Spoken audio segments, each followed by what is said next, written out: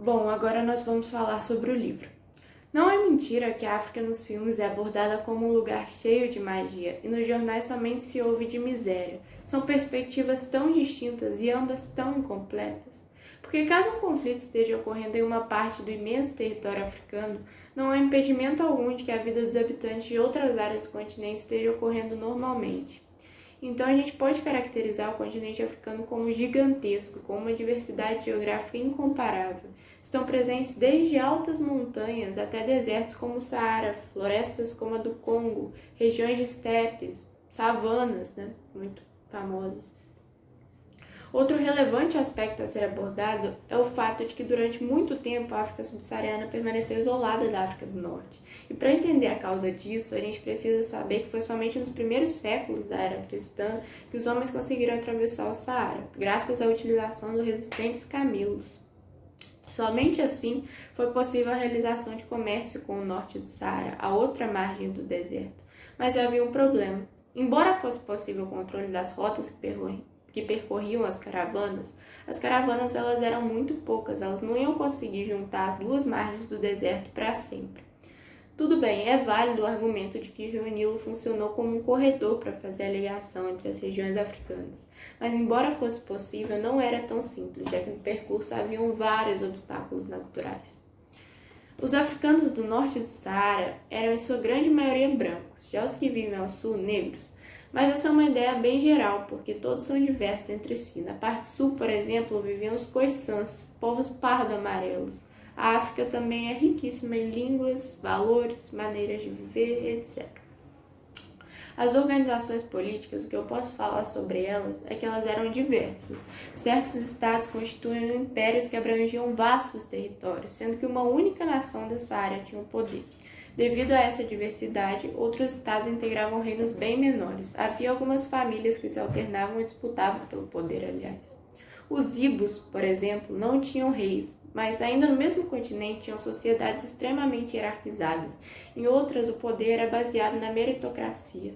Em outras, o poder era medido pela riqueza. E também tinha aquelas em que todos estavam praticamente no mesmo nível. Falando sobre cultura, assim como se fala em cultura europeia, cultura asiática, também se pode falar em cultura africana. Por mais que o finlandês seja tão diferente de um português, ambos ainda são europeus. E é o que ocorre na África, apesar de tão distintos, os povos possuem características em comum. Estamos habitualmente acostumados com a visão errônea e reduzida da África.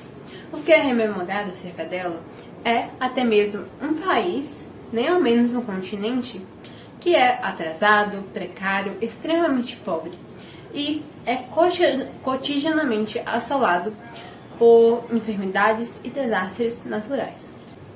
Porém, obviamente, a África não pode ser encarada dessa maneira. E para renovarmos a nossa ancestralidade e rompermos paradigmas e preconceitos, faz-se essencial realizarmos estudos e pesquisas no que tange esse continente. Pesquisando, nos deparamos com grandes reinos como Gana e Mali, que localizavam-se no sudeste da Mauritânia e na região próxima ao rio Níger, respectivamente. Eles foram poderosíssimos e reforçam ainda mais o quão rico em história e cultura é o continente africano, apesar das concepções precárias que detemos hoje em dia, vindas principalmente do imperialismo. Evidenciando a suntuosidade de tecnologias no continente africano, haviam avenidas, muralhas, técnicas modernas da agricultura e pastoreio, e portos repletos de embarcações e comerciantes, que deixaram os europeus abismados e admirados, por mais que eles se consideravam superiores por serem cristãos. Ainda, inicialmente, em contrapartida das dificuldades de sobrevivência que assolavam os europeus, com diversas doenças novas, aqueles que sobreviviam geralmente formavam famílias com as mulheres locais e desenvolviam comércios.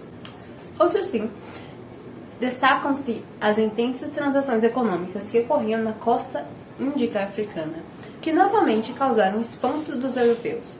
O fato é que haviam cidades extremamente ricas que detinham diversos objetos de desejo europeu, tal qual o ouro, a prata, o marfim, o cravo, a canela e muitos outros.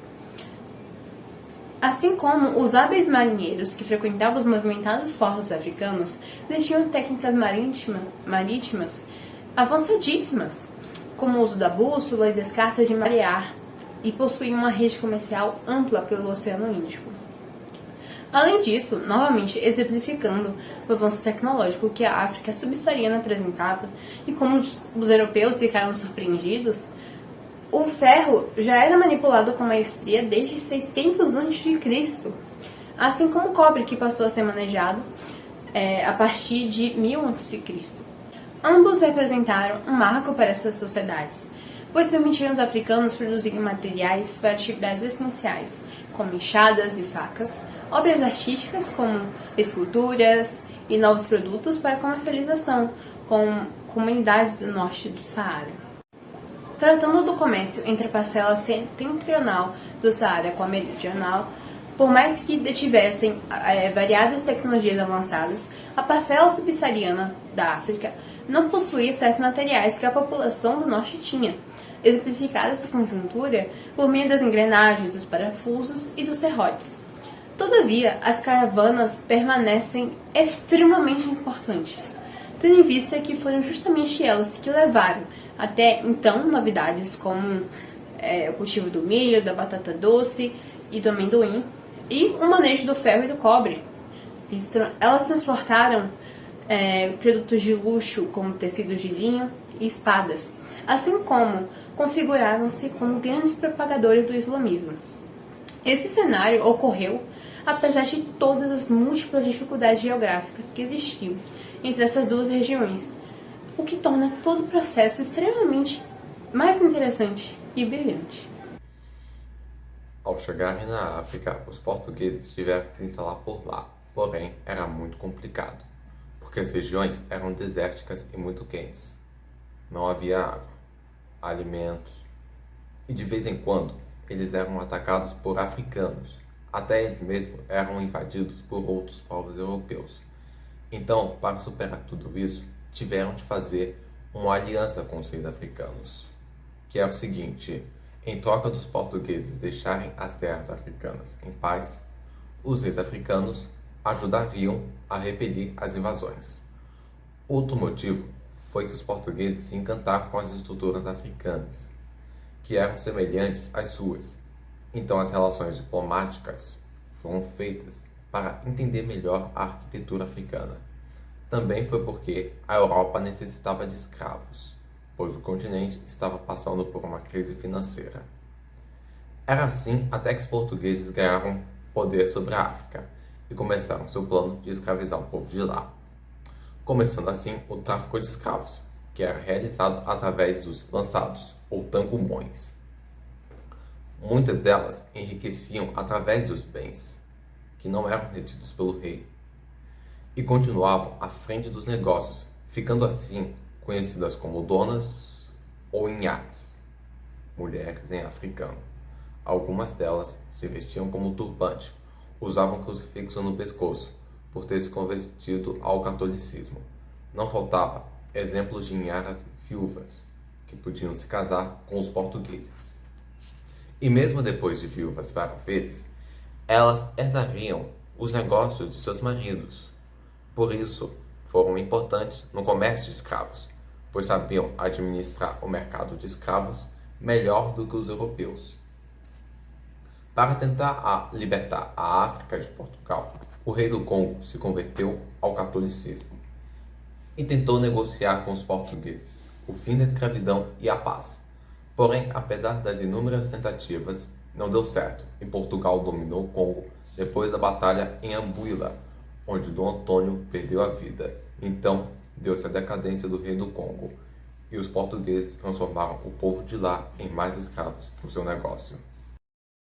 E continuando, a África, eu explicar para os meus filhos, é um livro muito interessante porque para a maioria de nós, dos países que foram colonizados pelos europeus, o assunto do continente africano é uma neblina total. Nós não sabemos quase nada, ou as coisas que nós sabemos foi passado na visão eurocêntrica. E uma coisa muito interessante sobre o livro que ele relata que a dominação do continente africano não foi uma dominação completa. e sim foi gradativa e teve muita resistência. E no final, os europeus com certeza conseguiram dominar o continente africano de forma passiva ou não. Uma coisa que o livro relata também é o conceito de família, que tudo começa, na verdade, no noivado, aonde existe o preço da noiva, que é a família da noiva estipula um preço para a família do noivo ou o noivo para pagar, porque para eles a noiva é a pessoa que está saindo da família dela, é uma parte muito importante da família, então eles têm que atribuir um valor a essa pessoa. Que também a família lá é uma constituição muito importante, porque é como se fosse continuar uma linhagem de um antepassado comum. Então, no momento que. Por isso que a maternidade é uma coisa muito importante para as mulheres africanas. Porque se elas não conseguirem gerar filho, elas estão quebrando uma linhagem de um antepassado comum. Que também lá uma coisa sobre família que muitos de nós que fomos colonizados por países europeus, achamos meio estranho, é a poligamia. Que lá eles tratam como uma coisa normal, porque quanto mais um homem tem dependentes, ou tem esposas dependentes, ou tem famílias dependentes dele, ele é bem mais visto, bem visto na sociedade africana. Bem, segundo o livro África Explicada aos Meus Filhos, a velhice é respeitada. Os que têm cabelos brancos possuem a sabedoria e experiência e por isso se assemelham a um Deus. Por isso, um jovem não fala ao idoso sem se ajoelhar, agachar ou curvar-se, sempre com a cabeça mais baixa do que a dele em sinal de respeito. Espiritualmente, os idosos se transformarão em ancestrais que dependerá da felicidade dos seus descendentes e, de certa forma, a própria harmonia do mundo. Além disso, outro ponto importante é a relação dos europeus com a arte escultórica africana, que não acreditavam que povos tão primitivos fossem capazes de produzir esculturas com alta qualidade, com técnica de pureza parecida com a da antiga Grécia, causando deslumbre em quem via. Falando um pouco sobre as religiões africanas, a dos orixás eram venerados e eram um conjunto de cultos locais praticados em seus próprios santuários. Quando seus fiéis africanos eram retirados à força de suas terras, eles acreditavam que seus deuses viajariam com eles. Assim, a religião dos orixás se expandiu para a África, para as Américas, e por isso ela se tornou uma religião universal. Ainda falando nessas questões religiosas, havia o costume do uso das máscaras para homenagear os mortos em cultos funerários e o uso de máscaras também em rituais ligados ao cultivo da terra para uma boa colheita. Na questão social, o uso da máscara fazia parte de grupos que mantinham a ordem, reprimiam os crimes e castigavam os que atentavam contra a harmonia da sociedade africana.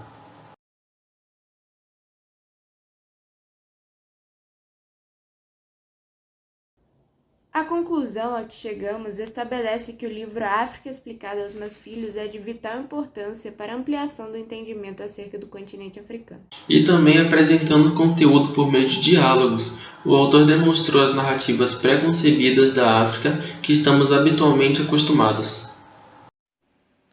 E demonstrou resumidamente o quão vasto e diverso é este continente. Dessa maneira, urge ser necessária a ampla divulgação do livro em questão, contribuindo assim para o maior entendimento dos jovens no que tange o continente africano e sua abundância étnica, histórica, política e cultural.